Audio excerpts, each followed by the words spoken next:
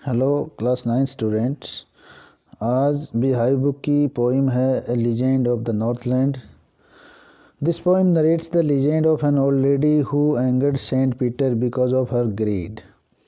ये कविता एक बूढ़ी महिला की पौराणिक कथा है।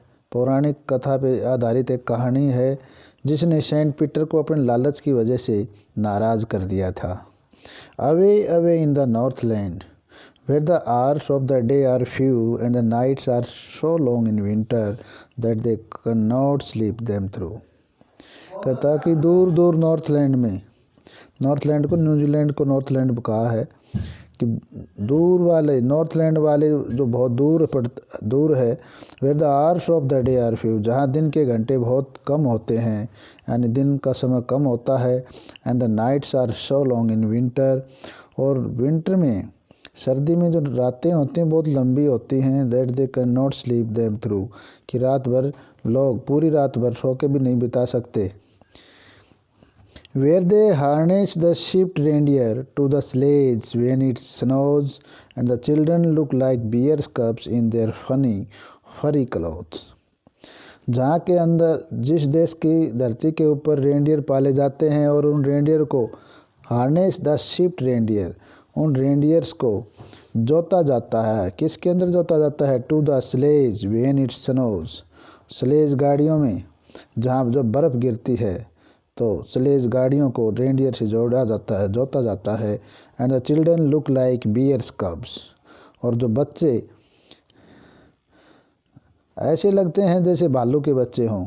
कब लगते हैं? इन देयर फनी फरी क्लॉथ, जब सर्दी के अंदर वो फर वाले फनी क्लॉथ पहनते हैं। ऐसे कपड़े जिनको देखते हैं हंसी आती है, बच्चे बीयर्स कप के जैसे लगते हैं। नेक्स्ट स्टांजा है they tell them a curious story. वहाँ के लोग अपने बच्चों को एक ऐसी जिज्ञासा वाली कहानी, एक ऐसी अजीब कहानी सुनाते हैं। I don't believe it is true, कहता कि इस कहानी के ऊपर मैं विश्वास नहीं कर सकता, मुझे इस कहानी पे विश्वास नहीं है। And yet you may learn a lesson if I tell the tale to you, लेकिन अगर वो कहानी मैं तुम्हें सुनाऊं तो वो कहानी आपके लिए शिक्षाप्रद हो सकती है, आपको एक शिक्षा मिलेगी इस कहानी से। नेक्स्ट में है once when the good Saint Peter lived in the world below. एक बार जब बहुत भले सेंट पीटर नीचे धरती के ऊपर इस दुनिया में रहा करते थे। एंड वॉकड अबाउट इट, और यहाँ घूमा करते थे। प्रेचिंग, उपदेश दिया करते थे। Just as he did you know, जैसा तुम्हें पता है कि वो ऐसा किया करते थे। सेंट पीटर सारी धरती पर घूमा करते थे, जगह जगह पे उपदेश देते रहते थे। He came to the door of a cottage, इसी प्रकार वो घूमते घूमते एक कुटिया के दरवाजे पर पहुंचते हैं। इन ट्रेवलिंग राउंड द अर्थ, सारी धरती का चक्कर लगा के, सारी धरती पर घूमते घूमते वो एक कुटिया के दरवाजे पर पहुंचते हैं। Very little women was making cakes, जहाँ एक छोटे कद की महिला केक पका रही थी। And baking them on the hearth होता है अंगीठी, चूल्हा, और अंगीठी के ऊपर उनको पका रही थी, केक बना रही थी और पका रही थी। And being faint with fasting for the day was almost done, he asked her from her store of cakes to give him a single one. Saint Peter ने उस महिला से कहा, क्योंकि वो being faint with fasting for the day was almost done, दिन भर की थकान से दिन अभी ऑलमोस्ट डन, पूरा दिन अभी व्यतीत होने ही वाला था, और दिन भर के फास्ट करने से, यानी दिन भर भूखे रहने की वजह से सेंट पीटर फेंट होने वाले थे, बेहोश होने के करीब थे, भूख की वजह से बेहोश होने के करीब थे।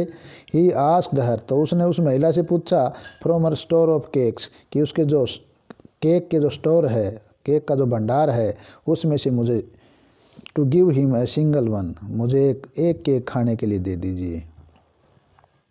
सो she made a very little cake, अब उस महिला ने ये सोचा कि उसको ये केक देना पड़ेगा, इसलिए उसने एक छोटा सा केक बनाया। बट एज इट बेकिंग ले, लेकिन जैसे ही उसको पकाने के लिए उसके ऊपर डाला, अंगारों के ऊपर डाला। शी लुक्ड एट इट, तो उसने उस केक को देखा। And thought it seem too large to give away, और उसने विचार किया उस केक को देख के कि देने के लिए तो, फ्री में देने के लिए तो केक बहुत बड़ा बन गया। Therefore she needed another, need KNEAD, need का मीनिंग होता है आटा गूंथना। Therefore she needed another, इस प्रकार और उसने आटा गूंथा। And still a smaller one, और अब की बार उसने और छोटा केक बनाया। But it looked when she turned it over, लेकिन जैसे उसने उसको पलटा उसने देखा as large as the first had gone, जैसे पहले वाला था उतना ही उसको ये भी केक बड़ा दिखाई दिया, क्योंकि उसको देना पड़ रहा था इसलिए वो केक भी उसको बड़ा लगा। Then she took a teeny scrap of duff, scrap of डफ होता है गुथे हुए आटे का एक टुकड़ा, छोटा हिस्सा। उसने फिर लिया एंड रोल्ड इट फ्लैट, और उसको घुमा, उसके ऊपर बेलन से उसको रोल किया, रोल करते करते उसको फ्लैट कर दिया, चपटा बना दिया। And baked it thin as a wafer, और उसको इतना पतला वेफर की भांति, पतला बिल्कुल पतला बना दिया वेफर की भांति। But she couldn't part with that, लेकिन इस केक को भी वो अपने से जुदा नहीं कर पाई, उस संत को नहीं देना चाहती थी। फॉर शी शेड, इसके लिए वो बोली, my cakes that seem too small, मेरे केक बहुत छोटे नज़र आते हैं। When I eat of them myself, जब मैं इनको खुद खाती हूँ तो मुझे केक बहुत छोटे लगते हैं। And yet too large to give away, और जब दूसरे को देने होते हैं ना तो मुझे ये बहुत बड़े लगते हैं। So she put them on the shelf, इस प्रकार उसने उस केक को भी, छोटे से छोटा केक बनाया था उसको भी, उसको नहीं दिया। She put them on the shelf, उसको भी अलमारी में रख दिया। Then good Peter grew angry, अब इस बात से वो भले संत कभी गुस्सा नहीं होते थे, लेकिन अब उसकी इस बात से ग्रीव एंग्री, बहुत गुस्से में हो गए, नाराज़ हो गए। For he was angry and फेंट, क्योंकि वो बहुत भूखे थे और भूख से बेहोश होने के करीब थे। And surely such a women was in to provoke a saint, और अवश्य एक ऐसी महिला जो एक संत को नाराज़ करने में, ऐसी महिला एक ही काफ़ी है। एंड ही सेड, और वो बोली, you are far too selfish, कि तुम तो बहुत अधिक स्वार्थी हो। To dwell in a human form, और तुम्हें एक आदमी के रूप में तुम्हें नहीं रहना चाहिए। To have both food and shelter, तुम्हारे पास दोनों चीज़, भोजन भी है, रहने की जगह भी है, फिर भी। And fire to keep your warm, और तुम्हारे घर में अपने सर्दी से बचने के लिए आग भी है, शरीर को गर्म करने के लिए, तुम्हारा मकान गर्म करने के लिए आग भी है, सारी सब कुछ है आपके तुम्हारे पास। Now you shall build as the bird do, अब उसने नाराज़ होकर उसको श्राप दिया कि now you shall build as the bird do, अब तुम ऐसा घर बनाओ जैसे पक्षी बनाते हैं। And shall get your scanty food, और पक्षियों की भांति खराब, स्कैंटी होता है बदबूदार, खराब खाना खाओ जैसे पक्षी खाते हैं। By boring and boring and boring all day in the hard dry wood, और तुम्हें सारे दिन बोरिंग होता छेद करना, सारे दिन छेद करते रहना है, छेद करते रहना, दिन भर कठिन मेहनत करके ड्राई वुड, सूखी लकड़ी में छेद कर करके तुम्हें खाना खाना पड़ेगा, ये श्राप दिया। Then up she went through the chimney, never speaking a word, and cut off top flew a woodpecker, and she was changed to a bird. अब इस प्रकार वो महिला चेंज टू ए बर्ड, एक पक्षी बन गई, और पक्षी बन के उसकी जो घर की चूल्हे की चिमनी थी, उस चिमनी में से वो बाहर उड़ गई। नेवर स्पीकिंग ए वर्ड, कभी भी एक शब्द बोल नहीं पाई। And out of the top flew a woodpecker, और वुड पिकर पक्षी के रूप में उड़ के घर के टॉप पे, शिखर पे जाके बैठ गई। इस प्रकार वो महिला बदल के एक पक्षी बन गई।